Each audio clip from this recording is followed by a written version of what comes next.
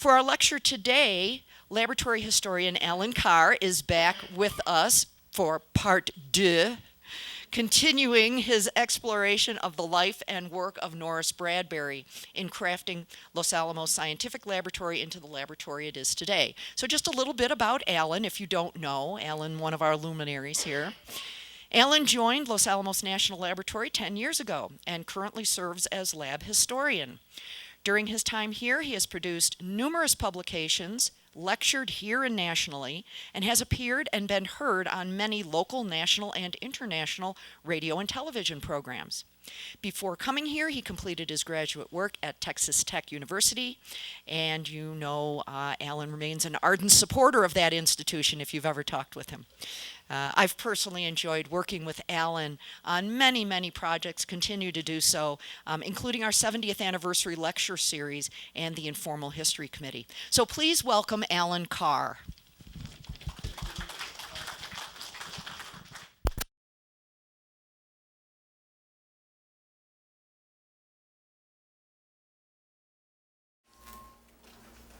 All right. Sound good, everyone? So I'm curious, who was here for part one? Okay, so I didn't know that many people were at part one, so it's we got the date wrong. So We're at the recorded one, the next. the recorded. Oh, okay, good. Well, thanks for coming back. It's always good to see folks come back. And so Linda mentioned that the talks are being put on YouTube. If you didn't see part one, it will be going, or not YouTube, but the Bradbury website, I guess. Through YouTube, okay. So that'll be going up. I'm actually the one who has to get them reviewed and cleaned up and that kind of stuff. And so hopefully they'll be coming out within the next couple of weeks. So you can watch them on the Bradbury website. But yeah, as you can see, I had a little bit of fun with the font in PowerPoint and wanted to use my French from 10 years ago. That's about all I could produce. But so we're talking about Norris Bradbury. And you may remember where we left off last time. So we had just finished World War II.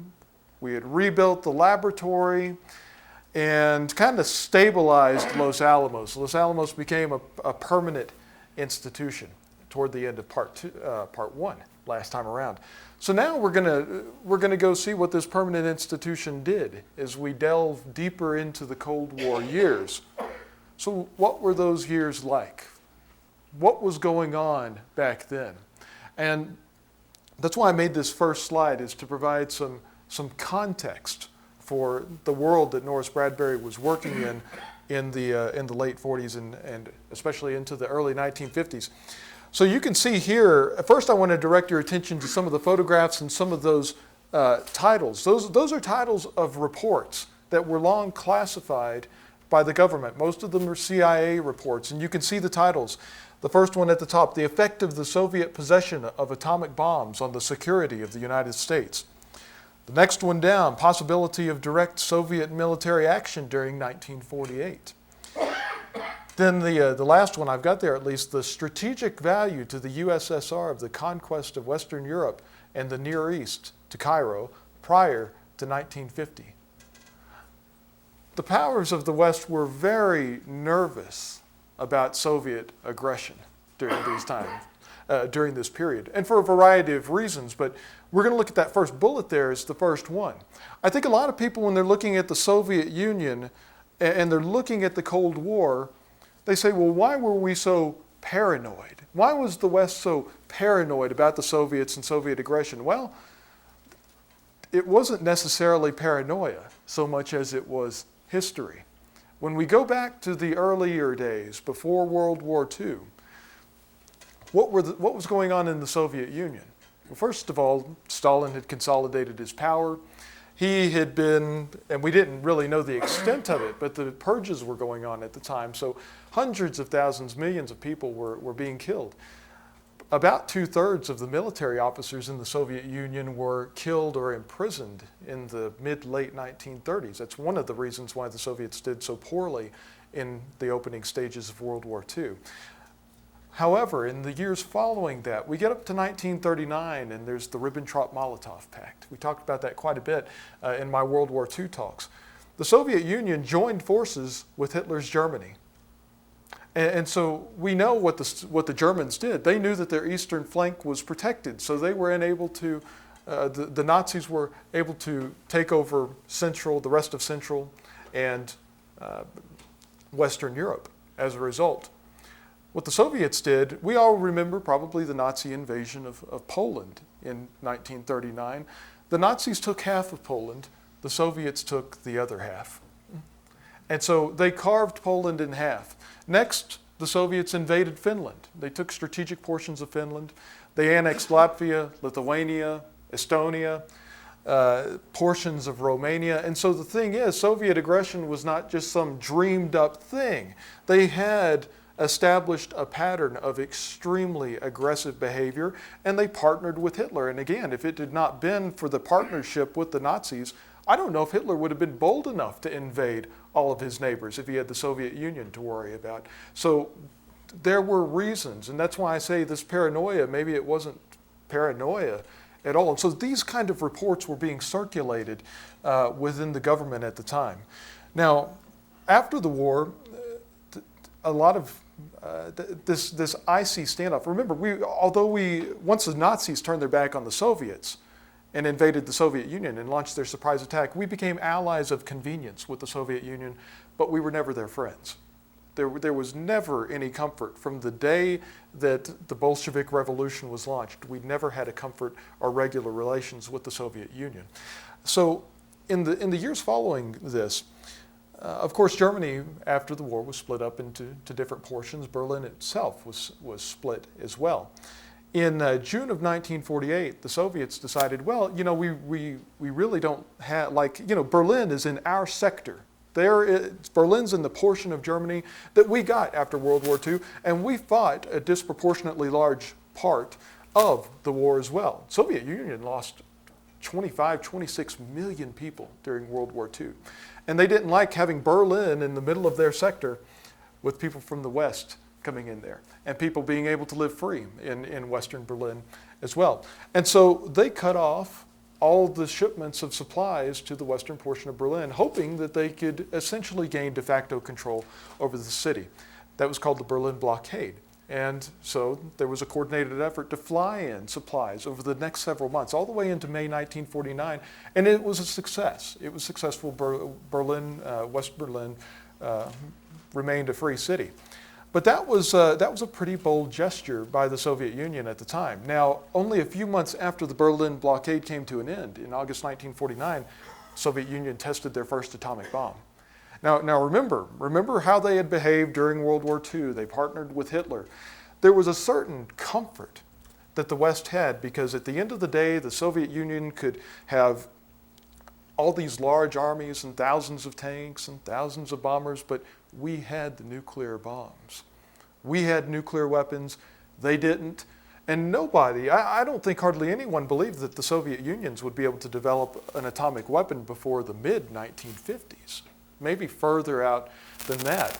And so this test, which was called Joe 1, and you can see a photograph of it right up there, it wasn't announced. I don't think Stalin felt the need to announce it to the world. We figured it out.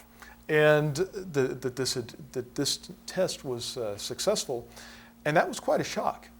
The nuclear monopoly was gone. The thing that we had to balance the scale versus Soviet conventional forces, all of a sudden, was wiped out. So that was a contributing factor to unrest in the government and in the nation. Now the next thing, 1950, a couple of significant events happened. Now China at this point was a democracy. It was a pretty corrupt democracy, but it was a democracy nonetheless. China was in our column. Hundreds and hundreds of millions of people were living in free China. That changed very quickly in 1949, 1950, when the communists in China ultimately won the Civil War, which had been going on for years and years. So all of a sudden, you have millions of people who are living in free societies going over to communism. People are aware of that, and they're nervous. We're losing, all of a sudden, the Cold War. The next thing that happened was, well, how did the Soviets get to an atomic bomb so quickly? And it's debatable. It's debatable whether the Soviets had really, really good scientists, but they're working in much different conditions than you would find here in the West. If you were here for Istvan Hargitay's talk a few months ago, he talks about the different conditions that they had to work under. But those Soviet scientists they received a lot of information that was taken from Los Alamos in the United States, and that the spy ring that enabled that tech transfer operation was uncovered in 1950. So here's the thing, and put yourself in the minds of the people who were living back then. All these things are happening, and now, so all these things, there are a lot of bad things going on, but they've been external. But now, there are spies among us. It could be our next door neighbor. Because these people, the Rosenbergs, Klaus Fuchs, David Greenglass, et cetera, et cetera. So these things are starting to mount at the time. The Korean War started at this time as well, for a variety of reasons. The communists have different ideas of what a free election is. To a communist, a free election is an election where you can go vote for whoever you want as long as they're members of the Communist Party. That's a free election to the communists. And that became an issue in Vietnam. It became an issue in many countries in the what would become the Eastern Bloc in Eastern Europe. And it became an issue in Korea as well. So the Korean War started. So now we're at war. We've got spies. The Soviets are nuclear equipped. China has fallen.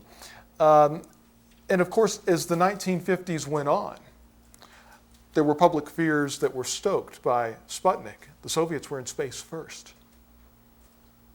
That was tremendously worrisome to the public. There was the bomber gap. We were scared that the Soviets had thousands and thousands of heavy bombers that were going to fly over the Arctic Circle and bomb us, and we didn't have a retaliatory capability. Again, as the decade continued, they've got more missiles than we do and better missiles. Turns out that that wasn't the case. We had more bombers, more missiles, better missiles, but that perception is not what won the day in Washington. So people were very scared at this time for all the things that go on. We're going to talk about this era, the era of the Red Scare, McCarthyism, and one of the victims of those days in a few more slides. But I'm going to leave it at that. That's the world that Norris Bradbury is operating as we get into the 1950s. So what was Bradbury, what was his response? What was he like? How did he think about the Cold War and nuclear weapons? Well, I think that Norris Bradbury was a combination of an idealist and a pragmatist. I mean, he was extremely idealistic. You're going to see that reflected in some of his quotes as we go on in the presentation, some of these as well. But he was very practical. And we're going to talk about how that applied to the development of the laboratory as we go on. But let me share some of these quotes with you to give you some insight into the way that Norris Bradbury thought. So first of all, Norris says, to bring peace by threatening war is possible. To bring peace by requesting and promising cooperation seems more dignified. But the request and the promise, and surely the threat, are both fortified by weaponeering now. In that one quote, he talks about deterrence. He talks about diplomacy. He talks about technology. I'll put in a nice, convenient quote. He was aware of all of these things. The next one over to your left, I believe. One hopes that weapon emphasis will decrease with time. We are not a warring nation. The mere possession of weapons does not bring about war. So he's got he's tied in with deterrence and deterrence theory very closely. He believes in deterrence. Does he like deterrence necessarily? It works, but I think as we saw in the first quote, he says, to bring peace by requesting and promising cooperation seems more dignified. He was hoping for a better way, but he realized that deterrence up till that point had worked. That's the practical Norris Bradbury. And then the final quote for now.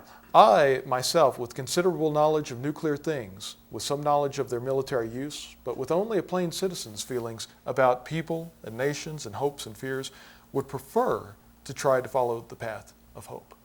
And so Norris Bradbury, as you're going to see as this goes on, he knew nuclear weapons played an important role at the time. He knew that the laboratory played an important role in national security. He knew that deterrence was an option that worked, Did he necessarily feel good about deterrence and having big stockpiles? You might be surprised by some of his views as we move along. Let's talk about the hydrogen bomb for just a moment, because this is going to lead into, I mentioned that victim of McCarthyism. We're going to talk about some of the things we're going to talk about with the hydrogen bomb. We're going to tie right back into that gentleman's plight. So wartime super research on the hydrogen bomb continued and expanded with the lab. During World War II, there was a group working on the hydrogen bomb. It was led by Edward Teller. So that work was going on, and after the war, it didn't go away. Now, that's not to say that the program was large, that they were making huge amounts of progress, but the work didn't stop. And in fact, as you see in the second bullet there, they were developing tools that would help them with hydrogen bomb calculations, help them speed the program along. You can see that's really one of our first big computers, the Maniac, up there on the top row. Now, on the top row left, you've probably all seen that photograph. That's Norris at the front, and there are several luminaries. They probably just look like blobs from where you're sitting. Oppenheimer is in that photo. Richard Feynman is in the photo. Jerry Kellogg, Enrico Fermi, Norman Ramsey. Quite a handful of Nobel laureates just in that one photo. That photo was taken after the war in 1946 when there was a conference to discuss the thermonuclear bomb, the super conference of 1946, and it was held in August. That's when that photograph was taken. Now, just to your right, that's the Maniac computer. And that was our first. It was based on the ENIAC, which had been built at the University of Pennsylvania. John von Neumann was a big player in the development of the Maniac and bringing it here to Los Alamos, and Nicholas Metropolis essentially led the team that put it together. But the main purpose of that machine, and you've probably seen other photographs where they've got the machine playing chess, in addition to gaming, it was also used for hydrogen bomb calculations. So the program didn't stop. You can see Bradbury's quote, "Thermonuclear work never stopped." That quote came out of a hearing, which I'm going to tell you a little bit more about shortly. After Joe 1, after the first Soviet nuclear bomb, President Truman ordered research to accelerate. I think a lot of people, when we think about that, they think is Truman ordering the bomb to be built or ordering the program to start or this or that. It was already going on. What the order did was essentially say, look, we need to give this work more priority. And that's exactly what happened here at the laboratory. In response, Bradbury decided to put the lab on a 6-day work week. Now this test, I'm a little bit nervous right now. My good friend Howard Coe, sitting up here on the front row, has prepared a short video clip, and it was finished about 20 minutes ago. So I've not seen the final product, but I'd like to show you a video clip from a documentary that was made many, many years ago of Operation Ivy. Ivy Mike was our first hydrogen bomb test, and I think that this it's a great video. We actually offer it on DVD for free if you're interested in its entirety. But Howard, would we call this a trailer, a preview, a microwave version of it? It very much conveys the feel of the time, and I think that you're going to enjoy it if I can not mess this up. Okay, here we go.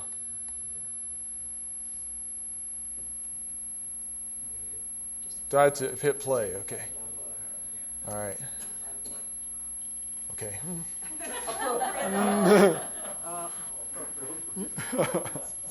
Like I said, I'm nervous.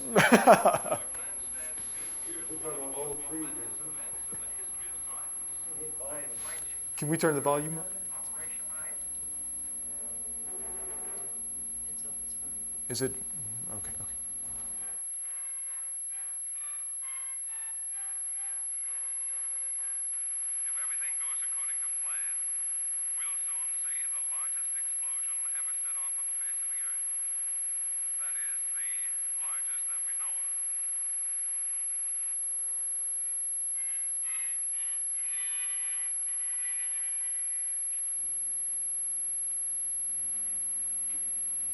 Good old days. Well, that's part of the story.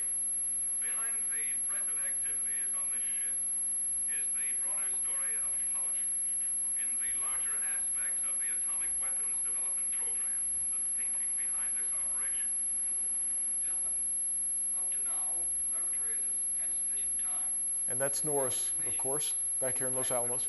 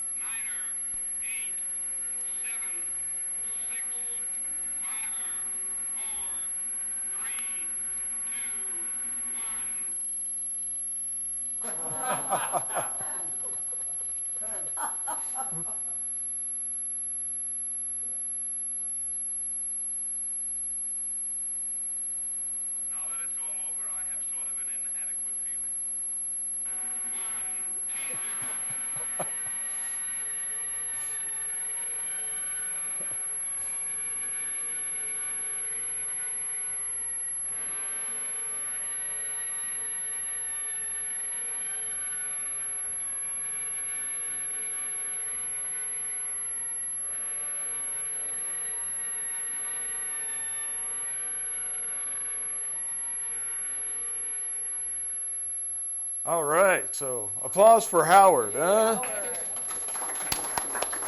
I made him add the explosion back in there. I didn't want to leave you guys hanging. So, but again, the full documentary, which is a little over an hour, I believe, is available. Now, let's see if we can get the PowerPoint going again.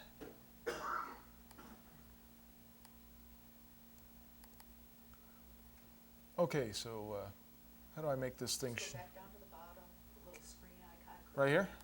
Yes, sir. Okay, we're back. Sorry, I don't use a Mac. I've got Windows 8, so I will be using a Mac, but I haven't yet. So Howard, thanks again. It is a wonderful documentary, and let's talk about the test for just a minute and the scale of this. You can see down there at the bottom, Mike achieved a yield of 10.4 megatons. Okay, so megatons, back when we're looking at World War II from the first presentation, when we were talking about Trinity and Hiroshima, Nagasaki, we're talking kilotons. We're talking thousands of tons of TNT equivalent. That's pretty impressive.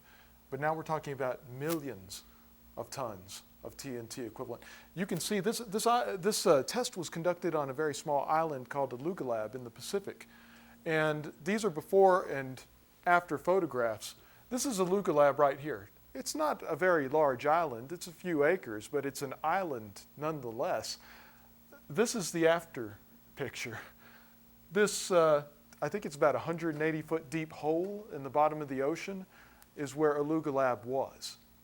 And so this was an extremely powerful test, and it was a major. There was a debate over whether to even build such a powerful weapon, and I think that will be a good segue into our next slide here.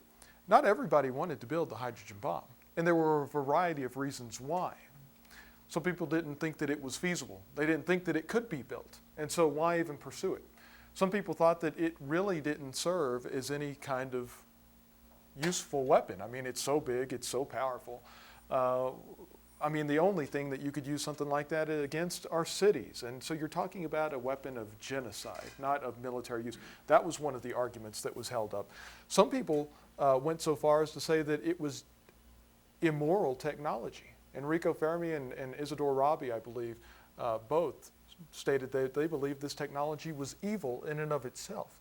Now, the Atomic Energy Commission had a general advisory committee. Rabi, Fermi, they were on that, but the head of it was J. Robert Oppenheimer. Everyone on that committee was against building the hydrogen bomb. Now, a lot of people in Washington were not against building the hydrogen bomb. They wanted it as quickly as possible. And the military led that contingent. The president felt the way, and there were many scientists who believed that as well. Scientists like Ernest Lawrence, Edward Teller, etc. They wanted to build the hydrogen bomb. Ultimately, the government decided that it would not be acceptable for the Soviets to have a military capability that the United States did not. They knew that the Soviet Union was building an atomic bomb. One of the arguments for not building it was that, well, hey, look, if we renounce this technology, maybe other people will follow us, and they will not build the hydrogen bomb either. Well, that sounds well and good, but Joseph Stalin, if it could be built, Joseph Stalin was going to have it in the Soviet inventory. And so ultimately, the government, the military prevailed. The AAC, most people in the AAC wanted to build this as well. It was just the General Advisory Committee. Now, talking about J. Robert Oppenheimer, Oppenheimer was our first director here at Los Alamos. He was the most famous physicist in the world overnight at the end of World War II. He was hoping to fade back into academia after the war was over, but things just didn't work out. He was too famous. And the government needed him too badly. And so he advised the government in the intervening years. He had all of our secrets right up here, and he carried them with him, and he protected those secrets. Now, Oppenheimer made some enemies along the way. He could be extremely abrasive. At times, he could be completely tone deaf in the things that he said and the way that he carried himself. One enemy that he made, we've already talked about, and that was the military. The military wanted the hydrogen bomb. He said it shouldn't be built and it served no military purpose, among other things. And so he had enemies within the military and within the government. He also made a very powerful enemy in Admiral Lewis Strauss. Now, although he was an admiral, he was serving as a civilian as the head of the Atomic Energy Commission. Now, before Strauss became the head of the Atomic Energy Commission, he was just a regular commissioner at large. And Oppenheimer was asked to testify in Congress regarding reactor technology, and Strauss asked a question. I wish I should have brought it in with me. I forgot what it is, but asked a pretty basic question about reactor technology, and I guess Oppenheimer thought that this was beneath him and basically made Strauss look like a fool. Well, Strauss was one of these guys who he held grudges, and he had a lot of friends, and ultimately he was the head of the Atomic Energy Commission. So many of you in this room may hold a clearance now. Many of you have held clearances when you've worked at the laboratory. There's a process. They come and check on you every few years, do a standard reinvestigation of your clearance, right? Well, the same was true back then. And when Oppenheimer's clearance came up for review, the AEC ordered a hearing to be held. This hearing quickly turned into a court proceeding. It was a kangaroo court. And Oppenheimer was essentially put on trial. His loyalty had been called into question. Now, we can talk about the motivations. Was this a personal vendetta that Strauss had? How many enemies and how powerful were they in the government and the army that necessitated this? What were all the factors? And I don't think that we'll ever know for sure. But I think the bottom line is that Oppenheimer's list, his enemy list, had reached a critical mass. And unfortunately, the government used the clearance processing process, I guess, to take revenge on Oppenheimer. It depends on how you read it. That's what I think happened. Now, this proceeding... That's correct. Oppenheimer left as soon as the war was over.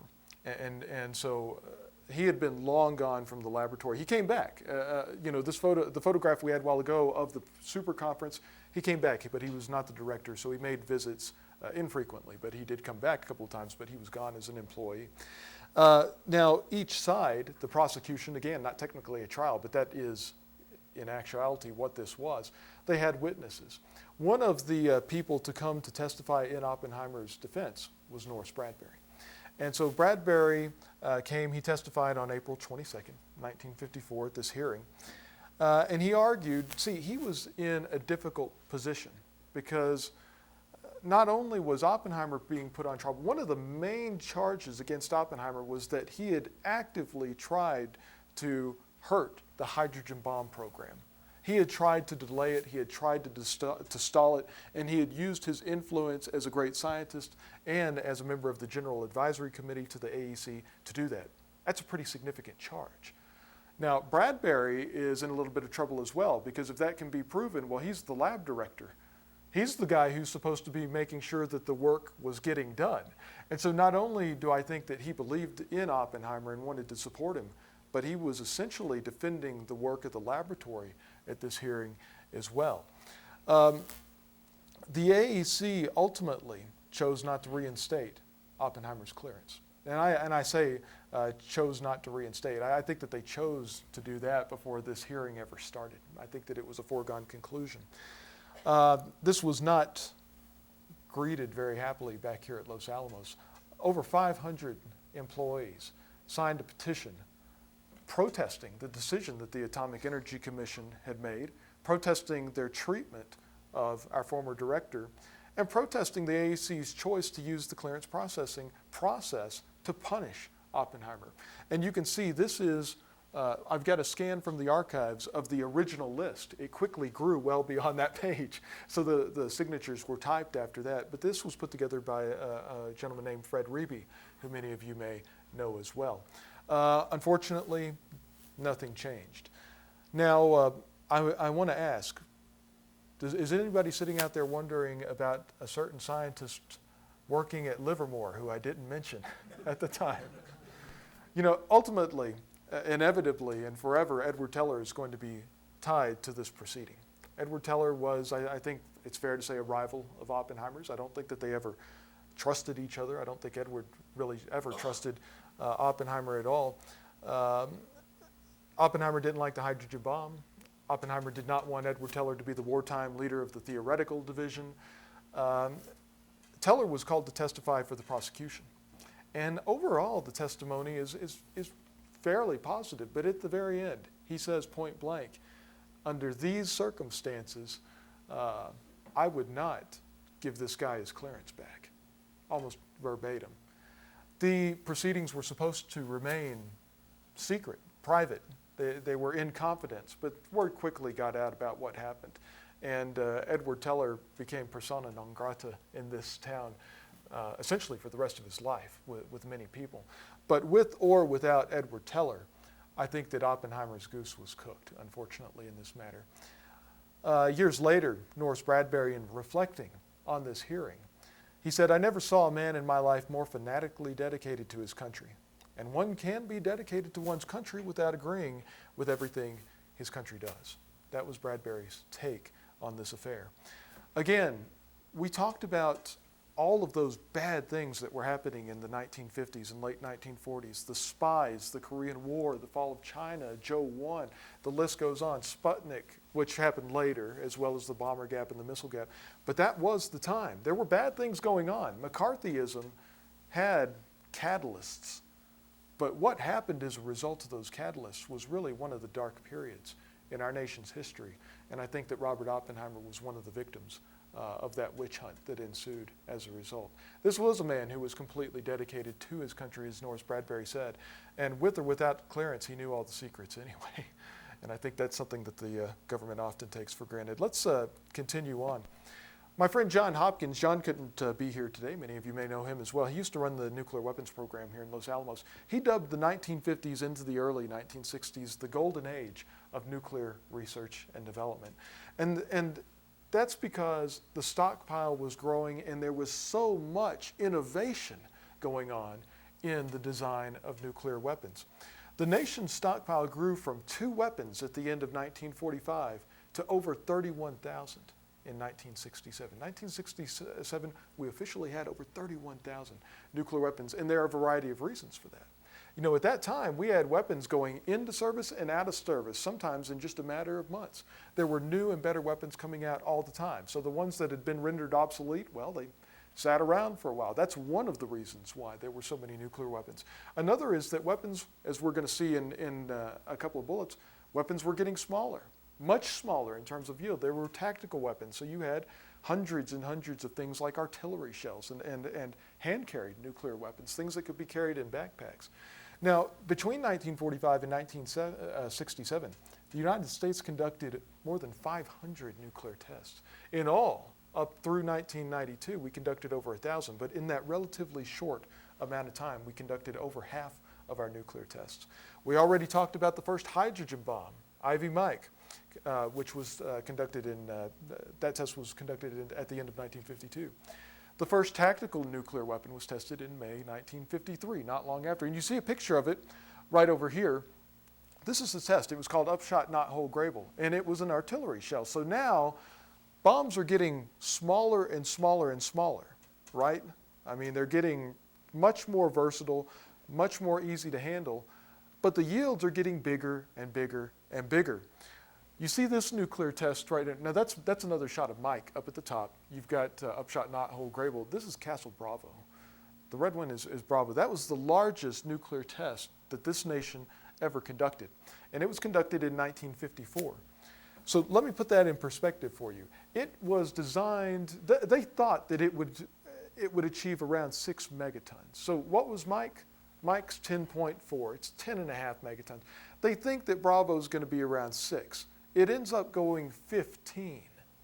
So this test was a lot bigger than they thought. How big is 15 megatons?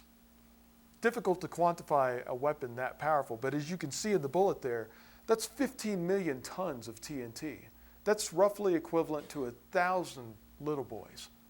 You've seen the pictures of Hiroshima and Nagasaki, what one little boy or fat man could do to a large city. We're talking something 1,000 times that powerful now. So this was a huge test. One of the issues is when you're setting up for a test of this magnitude, you essentially make a safe zone. Okay, everybody stay outside of this circle, and you'll be fine. Well, the test was a lot bigger, so unfortunately, not everybody was safe. The Marshallese Islanders had to be evacuated on an emergency basis as this test was unfolding. So imagine if somebody comes to your door and says, "Hey, you got to go now. You can't take anything, and you're not coming back." That was the experience for some of the Marshall Islanders as a result of this test. There were some Japanese fishermen in the area. Their boat was irradiated, and I believe that at least one of the fishermen died as a direct result of exposure to this test. During this time, the mid-late 1950s, the public was becoming more and more aware of the dangers of atmospheric nuclear testing. And Castle Bravo really brought this home for a lot of people. You started hearing about things like strontium-90 in your milk, right? In the food supply, in you. These tests are getting really big, and the public's getting more and more concerned about what it could mean. Well, as all of that was going on, remember, we're scared because of Sputnik. We're scared because of the missile gap. We're scared because of the bomber gap. In actuality, the Soviets were lagging behind the United States in virtually every national defense category. They knew it, we didn't. And so we fast forward a few years to 1958. The Soviets have a problem. They're behind. They can go out and they can go detonate tests, but they're just basically blowing up the same thing over and over again. They're not having this golden age that's going on in the United States. There's not nearly as much innovation.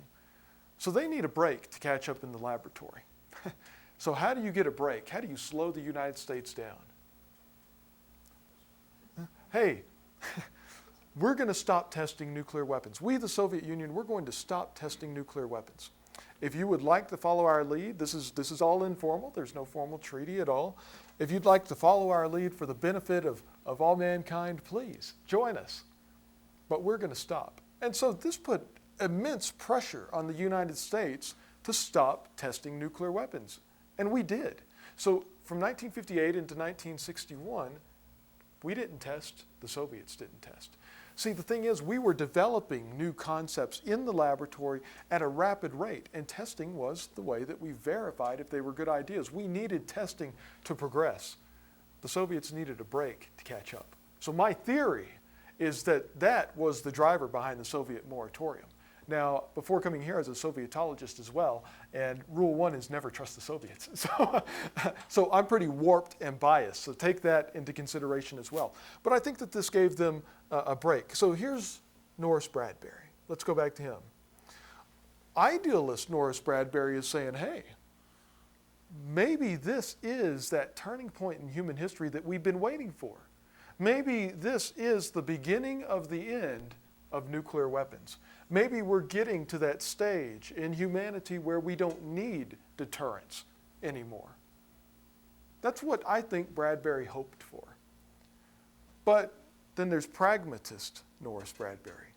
Well, this is all well and good, and maybe it is the turning point in history that we need, but what if this is just a ruse by the Soviets? What if the laboratory goes back to the way that it was before, where we have a full test program in nuclear weapons development, et cetera, et cetera? How do I make sure that I have the best and the brightest scientists here available for if that day comes? I've got to give them something to do. That was the beginning of the diversification of the laboratory, technically. There had been other programs that were non-weapons related up to this point, but they were very rare. And most of them even had some indirect connection back into the weapons program.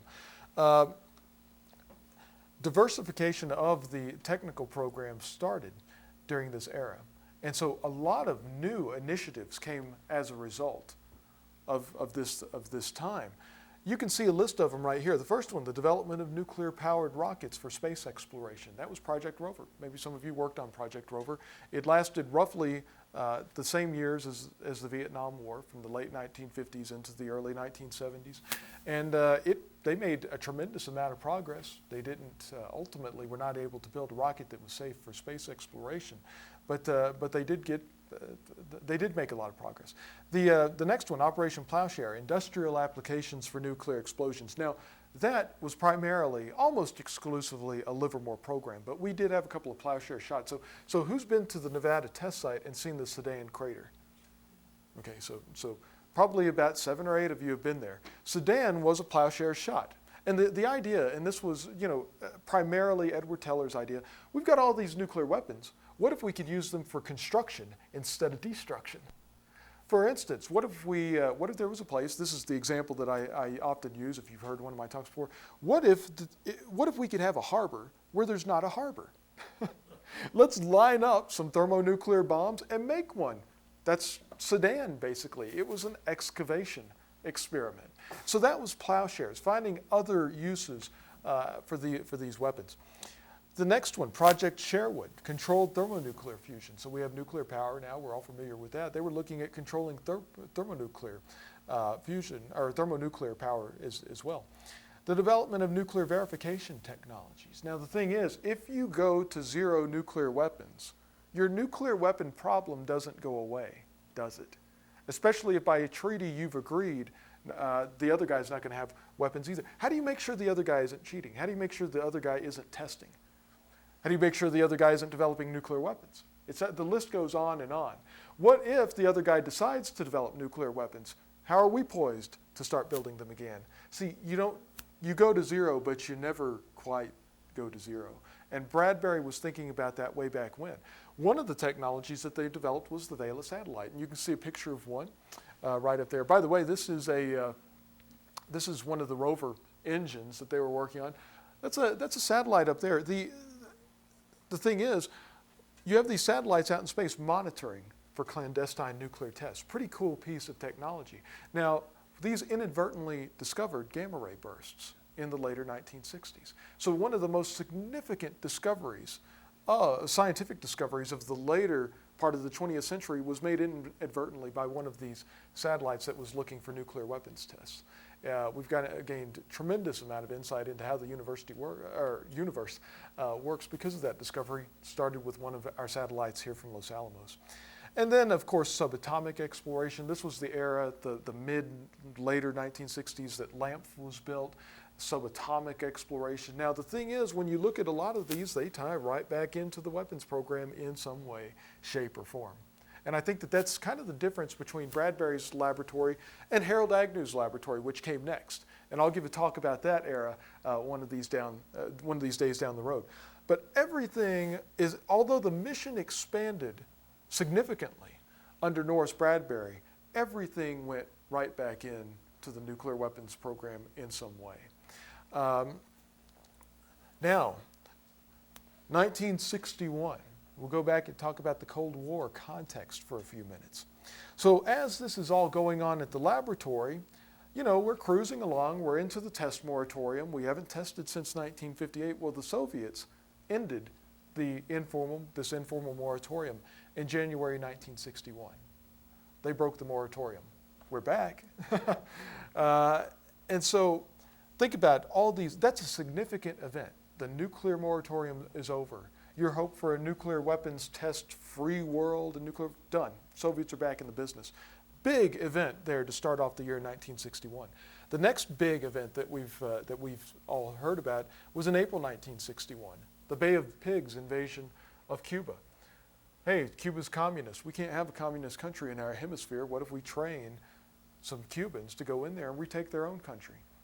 Sounds like a good idea, but it was a complete and utter failure. Significant failure, unfortunately, for the Kennedy administration very early on. But that was a very, very big deal, especially at the time. In August of 1961, construction on the Berlin Wall started.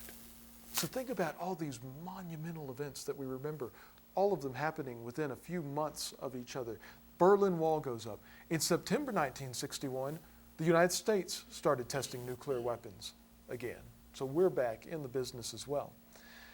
Now, on October 30th, 1961, the year's just about to a close at this point, the Soviets tested what was called the Tsar Bomba. And you can see a photograph of it there. It'll be in the top right-hand corner. I didn't mean to reuse my Berlin airlift photo. I'll have to get something a little fresher next time around. But that test, that bomb achieved a yield of 50 megatons. So remember, our largest test was Bravo at 15. What you see there is the result of a 50 megaton device that was designed to achieve a yield of 100, but they had scaled it back for this test. So the largest nuclear test ever conducted, that was also in 1961. And of course, we all remember the Cuban Missile Crisis. That happened a year later, almost to the week after this happened. This was a very, very turbulent era in world history. I do think that after the Cuban Missile Crisis occurred, things started ramping down. Stockpiles started to get smaller. Limited test bans started coming into place. Détente came around. But in the early 1960s, just the opposite. Everything was really ramping up to its peak in the Cold War. Well, back here at Los Alamos, after the Cuban Missile Crisis, after things started ramping down just a bit, things started to change here at the laboratory as well. The stockpile is getting smaller. We're not developing weapons quite as rapidly for the stockpile as we were before. And for the first time in the laboratory's history, the budget became an issue. It stayed that way, I guess, but Bradbury had to worry about the budget. He'd never had to do that before. A complete test ban. The limited test ban came into effect at about this time. No more atmospheric nuclear testing. After 1962, no more testing in space, no more testing underwater. Basically, underground testing, that's it. So there was a real treaty that remained in force after that period. Despite those arms treaties, however, the U.S. conducted 428 tests total in the 1960s alone. So lots and lots of nuclear testing. By 1970, at the end of Norris Bradbury's tenure as director, there were 4,000 laboratory employees. Now, we kind of bottomed out in 1946 at about 1,200. So from 1946, 1,200, now we're to 1970 and 4,000. So the laboratory has grown significantly over that period of time. The annual budget was $100 million. And I guess that was a lot of money back then, right? But the laboratory grew tremendously during this time. But again, the 60s, the mid-later 60s were not as kind to the laboratory as the early days had been. And I think that that's reflected. Things were changing at this point in time. Look at Norris's quote. "The post-war years may have been the golden age for science and scientists, and we may or may not have deserved it. Now maybe we're in the Iron Age, but we still have it pretty damn good." So he was an optimist. And again, I think this really was a turning point, the 1960s, certainly in the nation's history, but in the laboratory's history, in the Department of Energy wasn't around quite yet, but it was just a few years away when Norris Bradbury retired. And hopefully I'll get to pick up the story maybe again this time next year, and we'll talk about those years. But that was basically it for Norris Bradbury. And you can see I've got a few pictures of Norris up there. The top one to your left, he's with John F. Kennedy and one of our former New Mexico senators, Clinton Anderson there.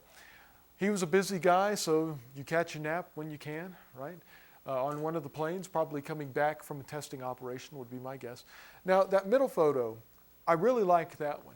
I don't suppose anybody has any idea who this guy is. If you were in part one, you heard his name at least. Anybody know? And there was a picture of him too. But he was a much younger man when the photograph in part one. That's Professor Leonard Lubb. He's the one who educated Norris Bradbury. Remember, that's the professor that he worked for. And so I love the look on Bradbury's face. He's bringing the professor back at the end of his tenure as the director and saying, "What do you think?" I can imagine the feeling of pride that Norris Bradbury must have felt in this institution at that time when he brought his professor to come take a look at it. You can see the aftermath of an underground nuclear test. I guess this is a Livermore test because of all this debris that's coming up. But I got Crater collapse. yes, it's a Los Alamos. It's crater collapse. But I have to get at least one Livermore joke in. It's in my contract. So And I like this photo. It's a nice color photo. This is Raymer Schreiber. Some of you may have known Raymer Schreiber. He passed away before I made it here, unfortunately. Anybody know who this is? And I'm sorry it's out of focus. It's kind of a tough question. You've all heard the name. That's Wernher von Braun. And they're out at the Nevada test site, probably talking about the rover program, I believe. But you've got Schreiber, Bradbury, and von Braun. Pretty cool photo that was dug up a few years ago by our excellent image archivist, retired now, on the back row back there. Let's talk about that era. What were the scientific milestones of the laboratory? And I've listed a few here just to give you some idea of the wide variety and the significance of what was going on at the laboratory during Norris Bradbury's tenure. 1946, right after the war, the Monte Carlo method was devised. Stan Ulam, who was here for many, many years, he, John von Neumann, who was a consultant, they were essentially the leaders in the development of that. That is still used today, everywhere, for all kinds of things.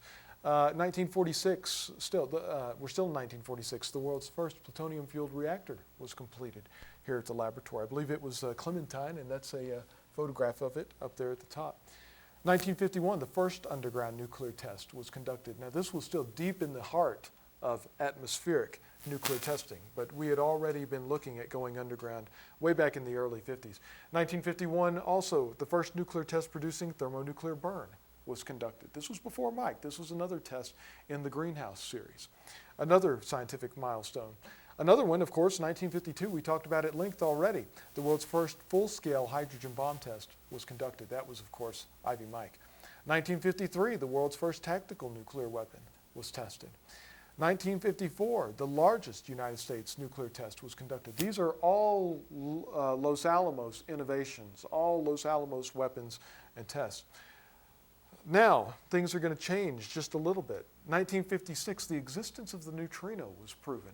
That work resulted in the award of the Nobel Prize to Frederick Reines many, many years later. He and Clyde Cowan and their team were the first to track down the neutrino and proved that it existed. They were allowed to do that. And this was even before, just barely, but still a bit before the era of diversification. And I should mention, the discovery, I believe, was actually made at Savannah River. But these are our people getting paid by Los Alamos bucks. It's our Nobel Prize winning work, right? So just in case anybody out there is, preparing that one. 1963, the heat pipe is invented.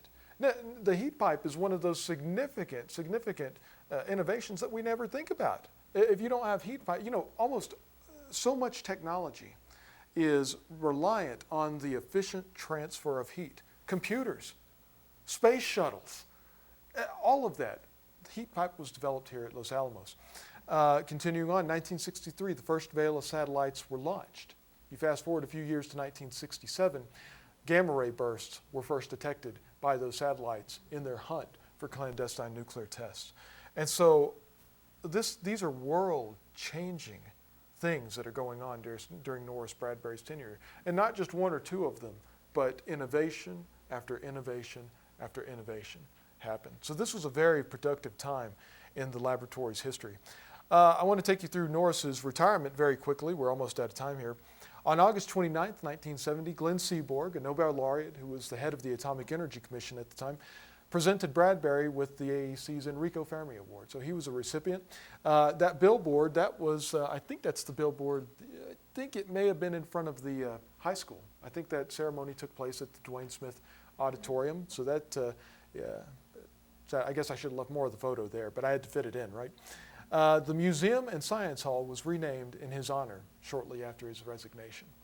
And I think that, if you were here for part one and part two and saw just how much of an influence Norris Bradbury had, you'd probably agree that they got it right. Although Roger back there might want it to be the Bradbury Parsons Museum. If you were here to hear his excellent talk a few nights ago, Deke Parsons was the admiral who recruited Norris Bradbury here in the first place, and Norris really didn't want to come here. But anyway, Parsons is the one who got him.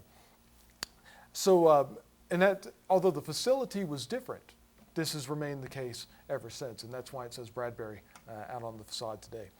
Harold Agnew succeeded Norris Bradbury September 1st, 1970, and Harold and Norris were very, very different in many, many ways. Nonetheless, Harold invited Bradbury to stick around, be a consultant. But Bradbury essentially said, hey, Harold, you've wanted this for a long time. The laboratory's yours. Run with it. He was essentially retired. So he says, Norris says, when a man says he's going to retire, you immediately start thinking about a rocking chair. I'm not ready for one. He stayed very busy in his life after he left the laboratory.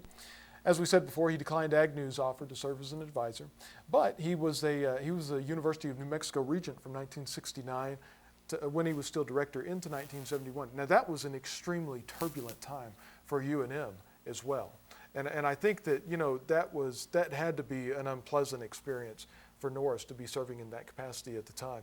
But remember, the Vietnam War is going on, protests, student unrest. He was a regent right in the middle of that.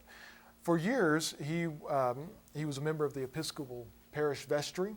He was kind of the church's handyman and landscaper, I think, would be a pretty good description. Just whatever he could do, he tried to do for the church back then. He continued to make furniture. We remember in part one, we talked about his hobbies. He enjoyed building things and making things. We saw a picture of him with his wood lathe that he was working on. He continued doing that. He liked making furniture for his children and grandchildren.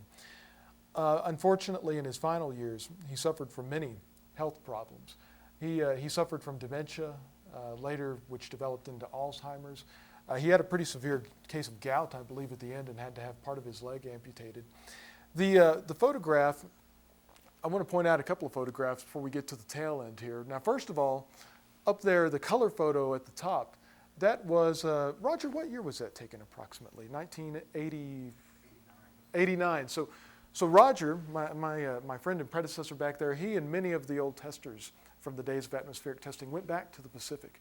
And Norris was on that trip, and he's right there, front row center. Unfortunately, at this time, he was already suffering from dementia pretty significantly. So it wasn't an easy trip for him. But he passed away on August 20th, 1997. Finally succumbed to that. And so that was Norris Bradbury. And, I like to point out the other picture. If we talked about Norris's demeanor quite a bit in the first part.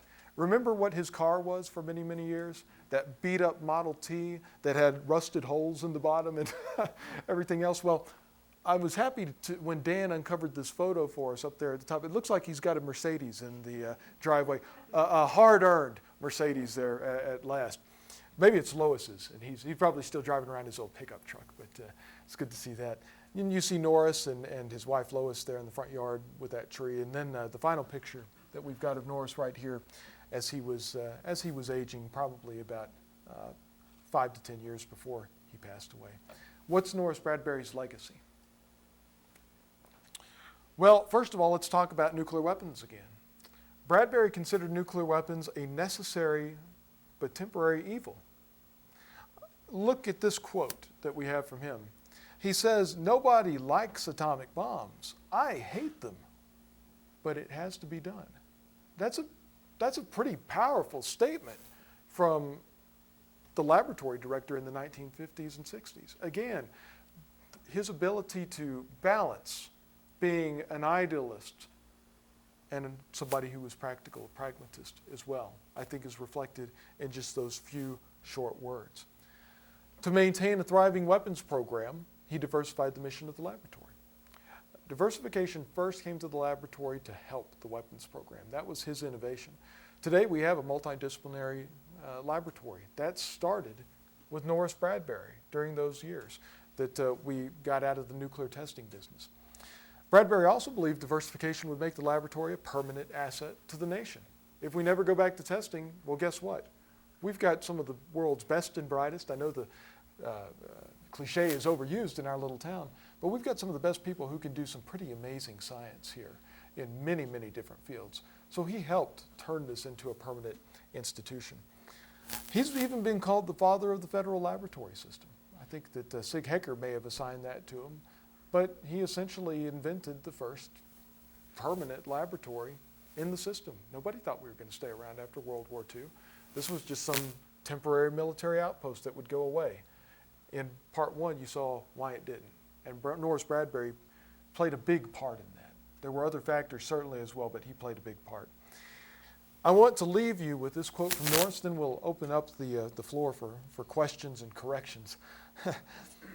In contrast with almost every other field of human endeavor, the atomic bomb business seeks to put itself out of business. Our one objective at Los Alamos has always been that bombs never get used, that the United States was always ahead, both in technology and a willingness to discuss the abandonment of nuclear warfare. That's Norris Bradbury. That's his era.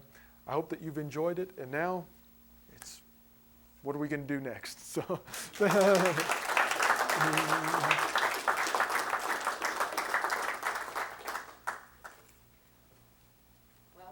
Alan's willing to take corrections. yeah, I am.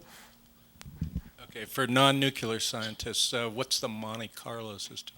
Okay, so the Monte Carlo method, it's a statistical method for basically it basically takes into account random calculations. And so you have this method where you can get reliable data back. This is used for all kinds of things. I mean, they use the Monte Carlo statistical method for predicting the weather.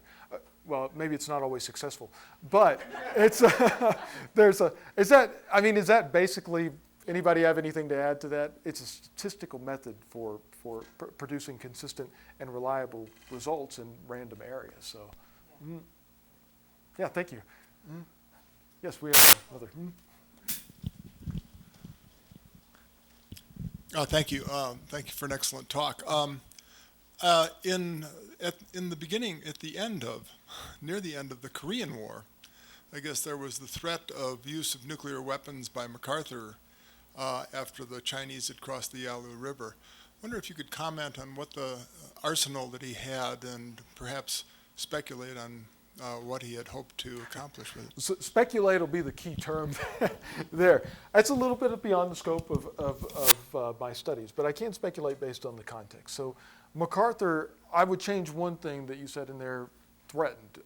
MacArthur wanted, he thought about nuclear weapons. They entered his mind. I think that I think he would have used them in a limited way had he had the unilateral power to do that. Of course, I don't think Truman ever even came close to proving that, and they thought he was starting to go off the deep end. He wasn't employed very much longer after he wanted to do that. So when you're looking in 1952, 1953, what might have been available, tactical nuclear weapons were just starting to come along. I don't know if he would have had a tactical option at that time. I doubt it. Because, again, you saw the weapon there. We're talking May 1953 for the first atomic nuclear. And the thing is, that thing's not easy to deploy.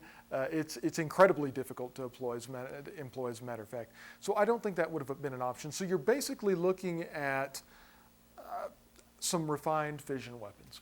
Some weapons, you look at Fat Man and Little Boy, that type of thing, basically the same technology, but on more modern, simpler, more reliable, more streamlined, more weaponized, that kind of thing, I think is what would have been available to the nation. Now, the hydrogen bomb had just been tested in Ivy Mike, but I didn't point it out, but when Ivy Mike, you may remember the photo, the device itself, it wasn't a weapon.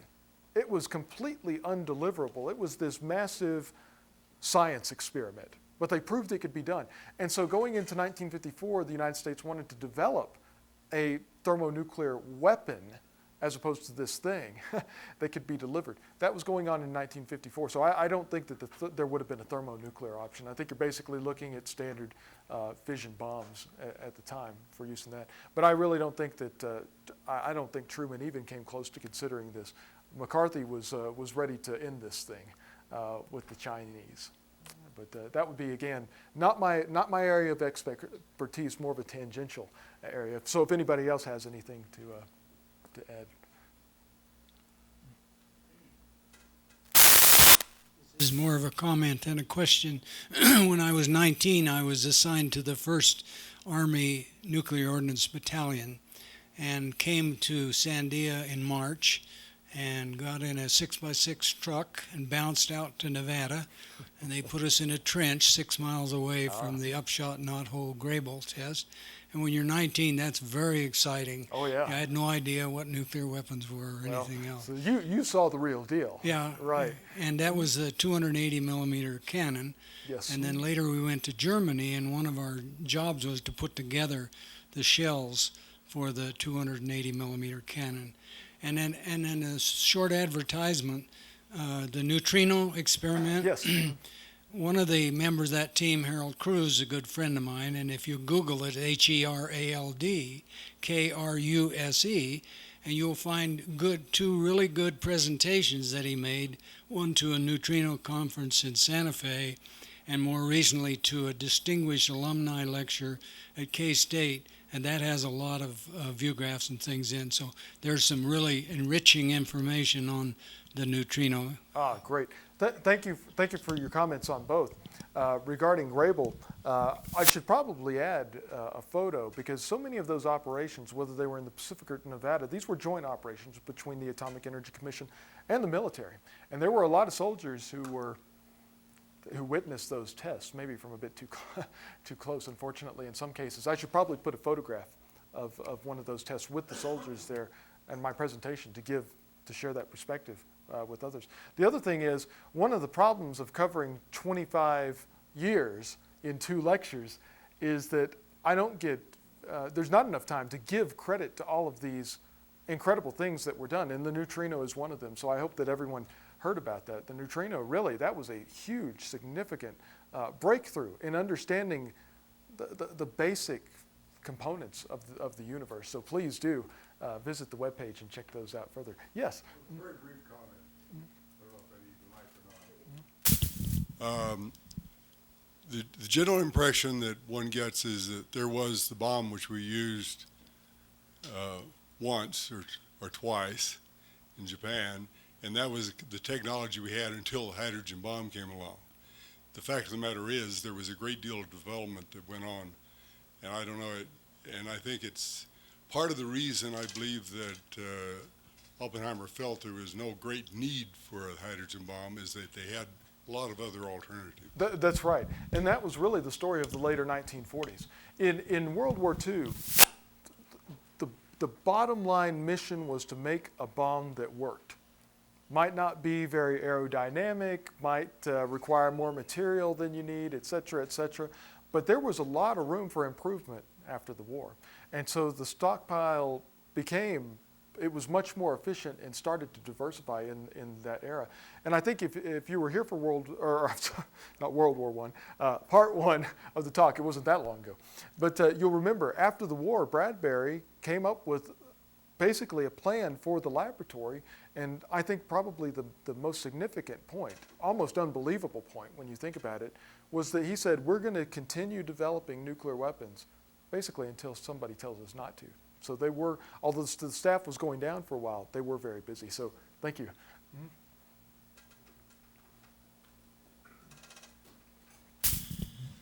I was being conducted around the museum in Sarov by the former head of testing for Russia. And he said when Khrushchev was standing right beside him when they detonated that 100 megaton bomb, and he said he just turned white. And after that, it's much easier to deal with in international affairs. It would be a humbling experience. I can only imagine. I think it was Harold Agnew who once said that, every generation or so, we should take one of these big things out there and test it and blow it up, maybe to achieve that same reaction, that humbling, awe-inspiring respect for the technology. So yes, thank you for your comment, Maury. I think we're going to have to call it at that. Alan, thank you very much. Thank you, Linda. Thank you all for coming.